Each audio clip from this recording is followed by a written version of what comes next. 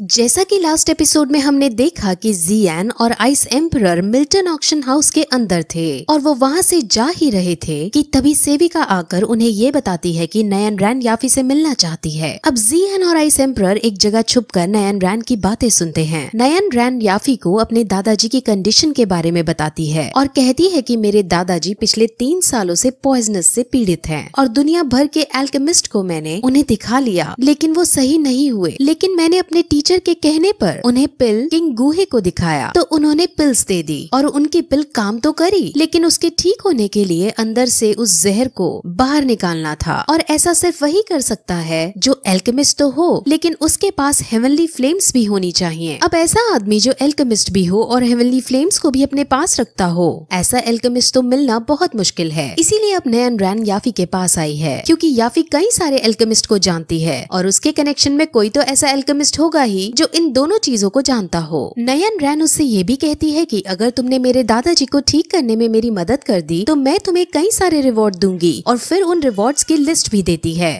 अब याफी उसे ये कहकर भेज देती है कि अगर उसे ऐसा कोई आदमी मिलेगा तो वो जरूर नयन रैन के दादाजी को सही करने के लिए भेज देगी। अब जियान और आइस एम्परर बाहर निकलते हैं और याफी अब जियान को ध्यान से देखती है और उसे देखते ही समझ जाती है कि जियान एक एल्केमिस्ट है और इसके पास हेवनली फ्लेम्स भी हैं। वो कहती है कि नयन रैन के क्लैन में जाकर उसके दादाजी को सही करना चाहिए क्योंकि ऐसा करने पर वो तुम्हें बहुत से रिवॉर्ड्स देंगे और उनमें से एक रिवॉर्ड सोल पावर को रेस्टोर करने की मेडिसिन के इंग्रेडिएंट्स हैं। अब जियान हालांकि नयन रैन से बहुत ज्यादा नफरत करता था लेकिन अब उसको इससे अच्छा मौका और कहीं नहीं दिखता, इसीलिए वो वहाँ जाने का डिसाइड करता है। याफी अब उसे एक मास्क देती है जिसे जियान का ऑरा छुप जाएगा और उसे कोई नहीं पहचान पाएगा कि ये जियान है। अब जियान मास्क को लेकर नयन रैन के क्लैन की तरफ बढ़ता है लेकिन रास्ते में तभी उसे वही आदमी मिलता है जिसे जी जूनियर ने जियान के पीछे लगा रखा था। वो जियान के सामने आकर कहता है कि आज मैं तुम्हें जिंदा नहीं छोड़ूंगा। जियान उससे पूछता है कि तुम आखिर हो कौन, जिस पर वो आदमी सिर्फ इतना कहता है कि इससे कोई फर्क नहीं कि मैं कौन हूँ, आज बस तुम्हारी मौत पक्की है। वो फुल जोश में अब जियान पर हमला करता है और जियान भी अब उससे फाइट करता है। दोनों में बहुत घमासान युद्ध चलता है जिसमें एटलास जियान बेहोश हो जाता है। अब वो आदमी बहुत हंसता है और फिर अपना खंजर निकालकर जियान की तरफ बढ़ता है लेकिन जियान अब फिर से खड़ा होता है और उसका सामना करने के लिए तैयार हो जाता है। वो आदमी ये देखकर बहुत खुश होता है और कहता है कि जितना मैं सोचता था तुम उससे कहीं ज्यादा अच्छे हो। अब जियान फिर से दोनों तरह की फ्लेम्स को प्रोड्यूस करके और उन्हें मिक्स करके बुद्धा लोटस एंगर प्रिपेयर करने लगता है ताकि वो उसको मात दे सके, लेकिन तभी आइस एम्परर वहाँ आकर उसे रोक देते हैं और कहते हैं कि इससे मैं निपटता हूँ। वो अब उसी के स्टाइल में उस पर हमला करते हैं और दोनों के बीच फाइट शुरू होती है लेकिन इस फाइट में भी वो आदमी जीत रहा होता है। हालांकि वो जीत रहा होता है लेकिन फिर भी वो कहता है कि मेरा मिशन पूरा हुआ और अब मैं यहाँ से चलता हूँ। वो फिर वहाँ से चला जाता है। वहीं आइस एम्परर समझ जाते हैं कि ये जियान को मारने तो नहीं आया था।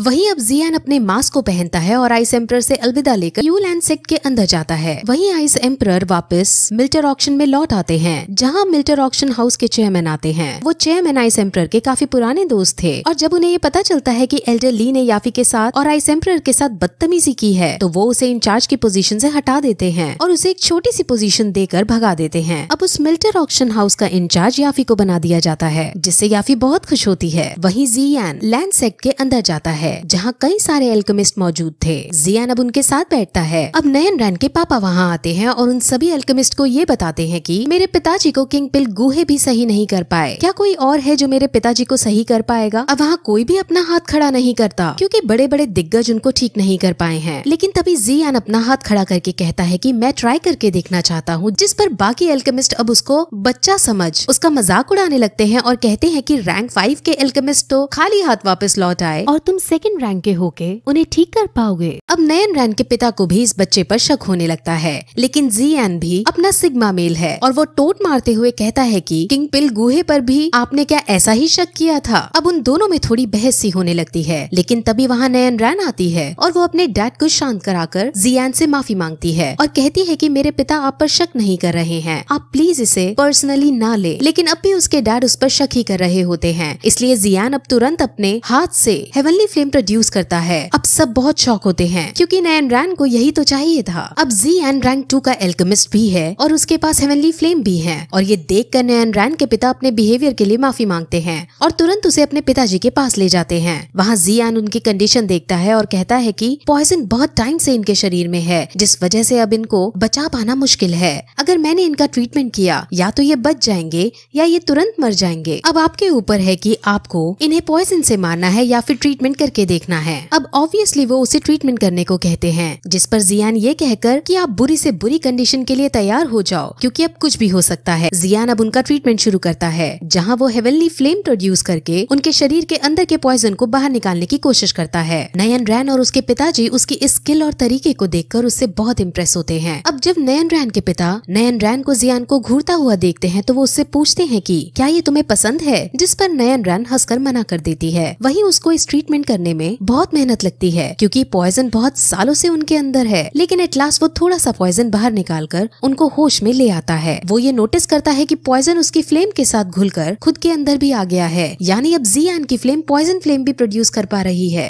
वहीं नयन रैन अपने दादाजी को होश में आते देख बहुत खुश होती है और उनके पास जाने की कोशिश करती है, लेकिन तभी उसके दादाजी उसको खुद से दूर रहने को कहते हैं क्योंकि दादाजी नयन रैन से बहुत गुस्सा थे। असल में जब नयन रैन ने शादी तोड़ी थी तब उसके दादाजी गुस्से में आकर अपनी लेवल्स बढ़ाने का ट्राई करने लगे और इसी बीच उनको किसी जहरीले जानवर ने काट लिया और तभी से वो बिस्तर में पड़े हैं। अब उनका ऐसा ही ट्रीटमेंट एक हद तक चलने वाला है और आज का ट्रीटमेंट उनका खत्म हो गया है, इसीलिए जियान वहाँ से जाने लगता है। लेकिन जियान को जाता देख नयन रैन उसके पास आती है और उसका धन्यवाद करती है। वो उससे और भी बातें करना चाह रही थी, लेकिन जियान को उससे बात करने में कोई इंटरेस्ट नहीं है और वो तुरंत वहाँ से चला जाता है। नयन रैन को ये बहुत एरोगेंट लगता है। वहीं जियान अब वापस आकर मेडिटेट करता है, जहाँ वो अपनी इस नए पॉइजन फ्लेम को देखता है। उसको पता चलता है कि इस पॉइजन फ्लेम को पाकर मैं बहुत ज्यादा शक्तिशाली हो गया हूँ। इस पॉइजन फ्लेम के अंदर खुद की अपनी एनर्जी है जो बहुत ज्यादा शक्तिशाली है। असल में नयन रैन के दादाजी की 3 सालों में डॉ की पावर कम होती जा रही थी और वो इसीलिए क्योंकि ये पॉइजन उनकी पावर को खींच रहा था और अब वही खींची हुई पावर जियान को पॉइजन फ्लेम के रूप में मिल गई है। अब जियान के पास आइस एम्परर आते हैं जो उसकी बढ़ी हुई पावर को नोटिस करते हैं। वो उसके पास उसकी फायर पॉइजन को देखते हैं। उसकी फायर पॉइजन हेवनली फ्लेम के साथ बहुत अच्छे से स्टैंड कर पा रही थी और जियान उसे बहुत शानदार तरीके से कंट्रोल भी कर पा रहा था। जियान अब इसकी पावर को चेक करने के लिए आइस एम्परर से फाइट करने लगता है और उनके ऊपर फायर पॉइजन का इस्तेमाल करता है। आइस एम्परर आइस की शील्ड बनाकर उससे बचते हैं, लेकिन फायर पॉइजन के आगे उनकी शील्ड टूट जाती है और जियान बहुत खुश होता है, लेकिन साथ ही साथ वो ये भी पूछता है कि इस पॉइजन से मैं तो बीमार नहीं होऊंगा ना, जिस पर आइस एम्परर जवाब देते हैं कि तुम्हारे पास हेवनली फ्लेम है जिसकी वजह से तुम पॉइजन से अफेक्ट नहीं होगे, इसीलिए ज्यादा टेंशन ना लो। अब फिर वो इस शहर के एक एल्केमिस्ट फेयर में जाता है जहाँ कई सारे एल्केमिस्ट सामान बेचने और खरीदने आते हैं। वहाँ दवाइयाँ और अलग अलग तरीके के इंग्रेडिएंट्स का बाजार लगा हुआ था। अब जियान भी वहाँ आता है क्योंकि इसे सोल रिस्टोर करने के लिए और भी इंग्रेडिएंट्स चाहिए थे।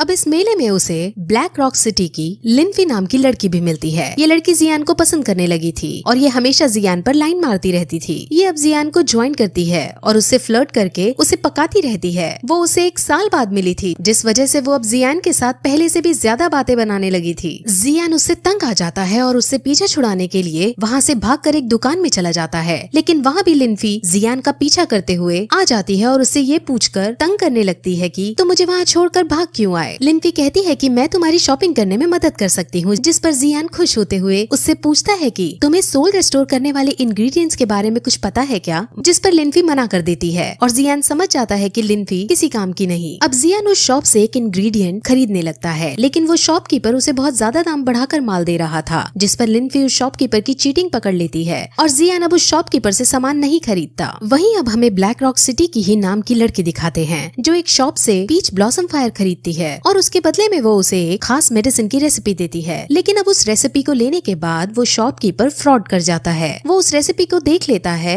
और वो रेसिपी भी सही होती है, लेकिन वो उसे कहता है कि ये तो फेक रेसिपी है, मेरा आइटम मुझे वापस दो। अब इस तरह का फ्रॉड देखकर ज़ूमी को गुस्सा आ जाता है और वो शॉपकीपर से साफ मना कर देती है, जिस वजह से वहाँ अब उनके बीच बहस होने लगती है। उनके शोर को सुनकर वहाँ भीड़ इकट्ठी होने लगती है और अब वहाँ जियान और लिनफी भी आ पहुँचते हैं। लिनफी ज़ूमी से नफरत करती थी और उसे इस बार भी यही लगता है कि ज़ूमी ने फिर से लोगों को परेशान करना शुरू कर दिया है, इसीलिए वो सीधे अपने टीचर को बुलाने जाती है। वहीं जियान शॉपकीपर के फ्रॉड को समझ जाता है और वो उसको रोकने के लिए जाता है। वो शॉपकीपर जियान को देख उसका मजाक उड़ाने लगता है और फिर जब जियान भी पलटकर उसकी बेइज्जती करता है तब वो शॉपकीपर अपना हथियार उठाकर जियान जियान को मारने बढ़ता है, लेकिन जियान उस शॉपकीपर के अटैक से बचकर उसको पीट डालता है। जियान को पीच ब्लॉसम फायर के पास एक जेड पीस दिखता है जो सोल रेस्टोर करने में मदद कर सकता था, इसलिए वो जेड पीस को खरीद लेता है और पीच ब्लॉसम फायर को उठाकर जूमी को वापस दे देता है। वहीं अब लिनफी के टीचर वहाँ आ पहुँचते हैं, जो जियान को फिर से देखकर बहुत खुश होते हैं। अगर आप भूल गए हो तो मैं बता दूं कि इन टीचर का नाम ओतो है। ओतो अब उसे अपने साथ अपने रूम में ले जाते हैं, जहाँ वो पहले उसकी खातिरदारी करते हैं और फिर उससे पूछते हैं कि यहाँ जो एल्केमिस्ट कंपटीशन होने वाला है तुम उसमें पार्ट लो। लेकिन जियान के पास अभी और भी अपने काम थे, जिस वजह से वो मना कर देता है। लेकिन अब ओतो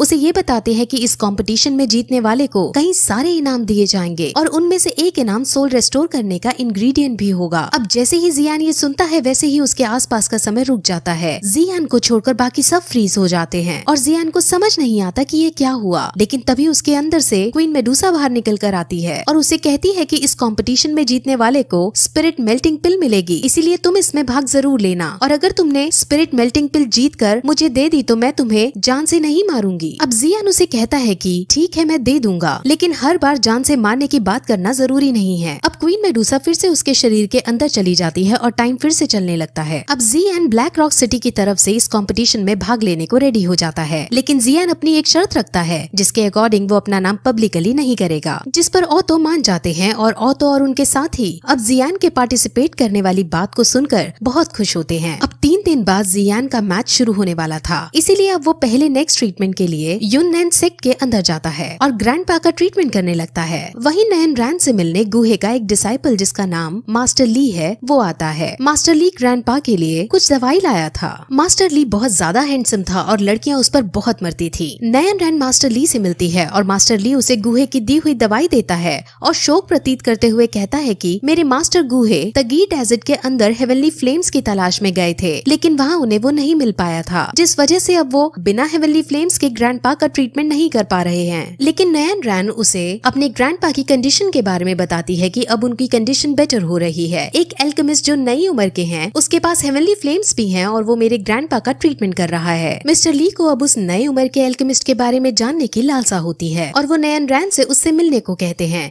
जिस पर नयन रैन उसे ग्रैंडपा के कमरे में ले जाती है। वहीं जियान अपना ट्रीटमेंट पूरा कर देता है और ग्रैंडपा जियान से बहुत खुश होते हैं। उन्हें ये पता चलता है कि जियान एल्केमिस्ट कंपटीशन में भाग ले रहा है, इसीलिए अब वो अपनी सेविका को वहाँ बुलाते हैं और जियान को बहुत तरह के मेडिसिनल इंग्रेडिएंट्स गिफ्ट के रूप में देते हैं ताकि जियान इनसे प्रैक्टिस कर सके। अब जियान उन सभी को लेकर कमरे से बाहर जाता है, जहाँ उसे नयन रैन और मिस्टर लियू दिखते हैं। मिस्टर लियू जियान से बात करते हैं और वो साइड में खड़े ग्रैंडपा की हालत भी देखते हैं जो अब बेहतर हो चुकी थी। मिस्टर लियू बहुत शॉक होते हैं और वो जियान से थोड़ा जेलस भी फील करते हैं। नयन रैन अब उससे और बात करना चाहती थी, लेकिन इस बार भी जियान नयन रैन को बाय बोलकर चला जाता है। मिस्टर लियू को यकीन नहीं होता कि इतनी छोटी उम्र में इसके पास हेवनली फ्लेम है, इसीलिए वो नयन रैन से पूछता है कि क्या सच में इसके पास हेवनली फ्लेम है, जिस पर नयन रैन हाँ करती है। अब नयन रैन मिस्टर लियू को बाहर छोड़कर आने लगती है, लेकिन तभी मिस्टर लियू उससे कहते हैं कि नयन रैन तुम्हें तो पता ही होगा कि मैं तुम्हारे लिए फीलिंग्स रखता हूँ। अब इससे पहले कि वो कुछ आगे बोल पाता, नयन रैन उसे कहती है कि मुझे पता है, लेकिन तुम्हें भी शायद पता होगा कि मेरे कुछ रूल्स हैं। तुम्हारे पास अच्छी स्किल्स हैं, लेकिन अभी भी तुम मेरे रिक्वायरमेंट के अकॉर्डिंग फिट नहीं हो। शायद फ्यूचर में हमारा कुछ हो पाए, लेकिन अभी के लिए तुम सिर्फ मेरे एक नॉर्मल दोस्त ही हो। मेरा जीवन साथी कोई मेडिकोर लड़का नहीं हो सकता। अब मिस्टर लियू को इस बात से बहुत बुरा लगता है, लेकिन वो ये डिसाइड करते हैं कि वो एल्केमिस्ट कंपटीशन में भाग लेकर उसको जीतेंगे और अपने आप को नयन रैन के सामने प्रूव कर देंगे। वहीं अब जियान वापस मेडिटेट करना स्टार्ट करता है और इस बार पॉइजन उसकी बॉडी की नसों में पहुंच जाता है और तभी उसकी आंख सफेद हो जाती है और उसके पास उसे अपने मास्टर दिखते हैं। वो अपने मास्टर की तरफ भागता है, लेकिन तभी नयन रैन भी वहाँ आ जाती है जो जियान पर हमला करती है। जियान उस पर काउंटर अटैक करता है, लेकिन वो पाता है कि उसने यूजी पर अटैक किया है और वो जब पीछे हटता है तो वो देखता है कि नयन रैन ने यूजी और उसके मास्टर दोनों को फांसी पर चढ़ा दिया है और वो अब जियान को भी लावा में फेंक रही है।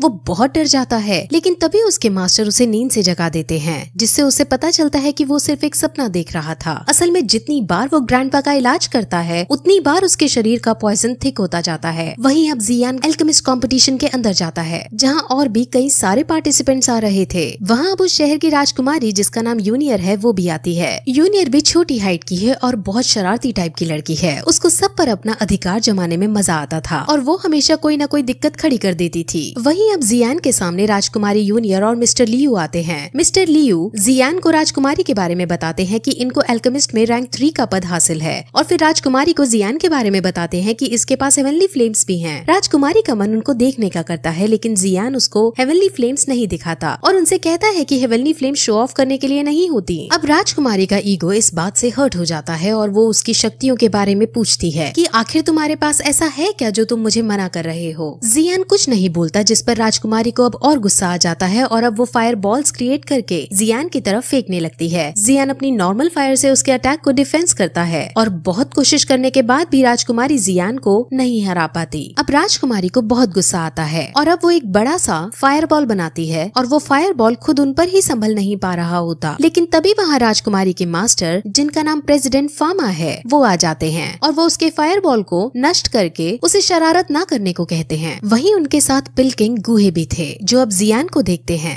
हालांकि जियान ने मास्क पहन रखा था, जिस खातिर उन्हें कोई पहचान नहीं पा रहा था। गुहे जियान के पास आकर उसकी तारीफ करते हैं और उसे कहते हैं कि मैंने भी हेवनली फ्लेम्स प्राप्त करने की कोशिश की, लेकिन मैं नहीं कर पाया। मैं हेवनली फ्लेम्स देखना चाहता हूँ, तुम मुझे भी फ्लेम्स दिखाओ। जिस पर जियान उनसे भी मना कर देता है और कहता है कि मेरे मास्टर ने मेरी फ्लेम्स का शो ऑफ करने से मना करा था। और इस तरह ये एपिसोड यहीं खत्म हो जाता है।